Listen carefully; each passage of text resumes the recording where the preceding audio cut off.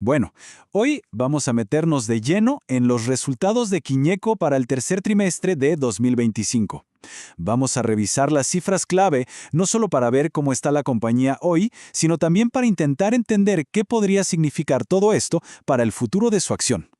A ver, el titular es de esos que llaman la atención, ¿no? Un aumento del 41% en la ganancia neta para los primeros 9 meses del año. A primera vista uno diría, espectacular. Pero la pregunta es, ¿de dónde viene realmente este crecimiento tan fuerte? Y aquí está la clave de todo, el punto central. Este número tan impresionante no viene solo de la operación del día a día. Una parte muy significativa viene de un evento puntual, de algo que no se va a repetir, la venta de una parte de su participación en la empresa francesa Nexans. Entender esto es, pero fundamental para cualquiera que esté tratando de proyectar los resultados a futuro. Para entender bien este panorama, esta va a ser nuestra hoja de ruta. Primero, vamos a desmenuzar ese 41%. Después nos meteremos en el portafolio de Quiñenco para entender cómo está compuesto. Vamos a ver qué negocios anduvieron muy bien y cuáles no tanto.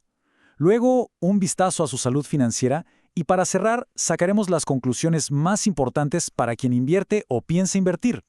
Listo, vamos con lo primero. ¿Qué hay realmente detrás de ese 41% de aumento?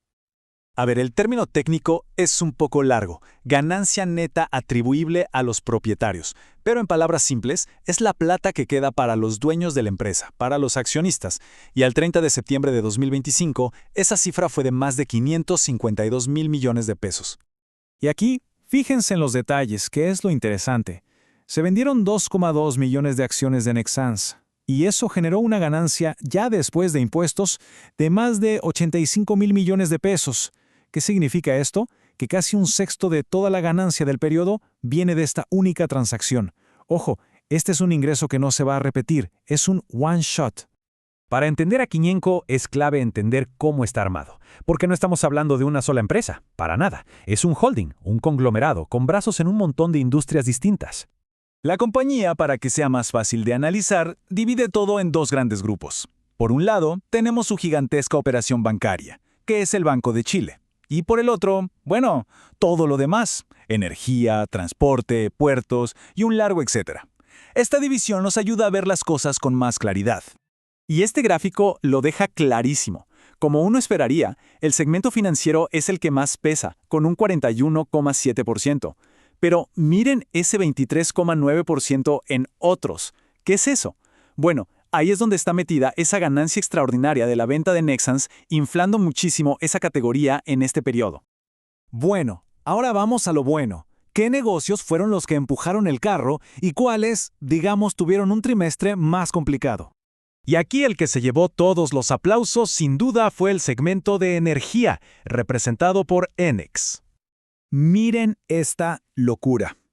Pasar de contribuir con poco más de 1.400 millones de pesos en 2024 a más de 39 mil millones en 2025.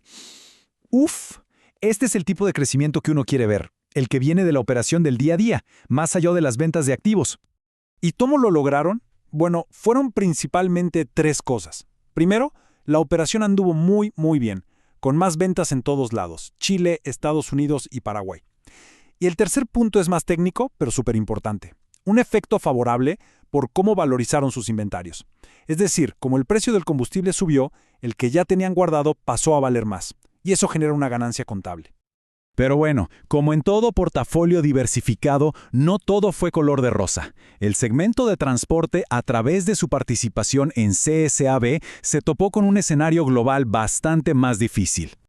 A primera vista, una caída del 4,1% en lo que aporta CSAB no parece tan grave, ¿verdad? Pero la historia que hay detrás nos muestra los tremendos desafíos que está viviendo la industria naviera en todo el mundo. Y la razón es muy simple. El principal activo de CSAB es su parte en la naviera alemana Hapag-Lloyd. ¿Y qué le pasó a Hapag-Lloyd? Su propia ganancia se desplomó casi un 49%. Esto por problemas en los puertos, por tener que desviar barcos para evitar la zona del Mar Rojo y por los costos de implementar una nueva red. Un recordatorio de cómo la geopolítica global le pega directo a los resultados. Ok, ya vimos las partes del negocio, pero ¿cómo se ve la foto grande? ¿Qué tan sana está la compañía financieramente hablando? Miremos los números clave de los negocios no bancarios. Fíjense, la liquidez y la deuda están súper estables, casi no se movieron. Eso te habla de una gestión de riesgo bastante conservadora, lo cual es bueno. Pero miren el salto en la rentabilidad sobre el patrimonio, el famoso ROE. Pasa de 4,7 a 6%. Como ya dijimos, este aumento está muy influenciado por esa ganancia extra de la venta de acciones. Perfecto. Vamos a aterrizar todo esto. Al final del día, ¿qué significa todo esto para alguien que tiene acciones o está pensando en invertir en Quiñenco? Ganancia por acción, 332 pesos con 32 centavos. Un número muy sólido sin duda, y una de las métricas que todo el mundo mira. Y para los que buscan un flujo de caja, el famoso dividend yield o rentabilidad por dividendo, 8,5%. La verdad, un retorno muy, pero muy atractivo en el mercado actual.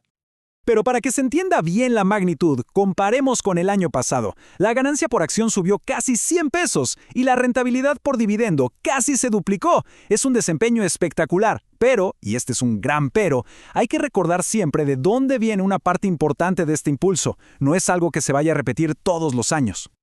Y con esto cerramos con la pregunta del millón, la que realmente importa de cara al futuro. Claro, el 2025 se ve increíble en los papeles gracias a esa venta de acciones. La gran duda es, ¿podrán los negocios operativos, como el tremendo desempeño que vimos en Enex, mantener este nivel de retorno por sí solos cuando ese efecto extraordinario ya no esté? Esa es la pregunta que queda en el aire.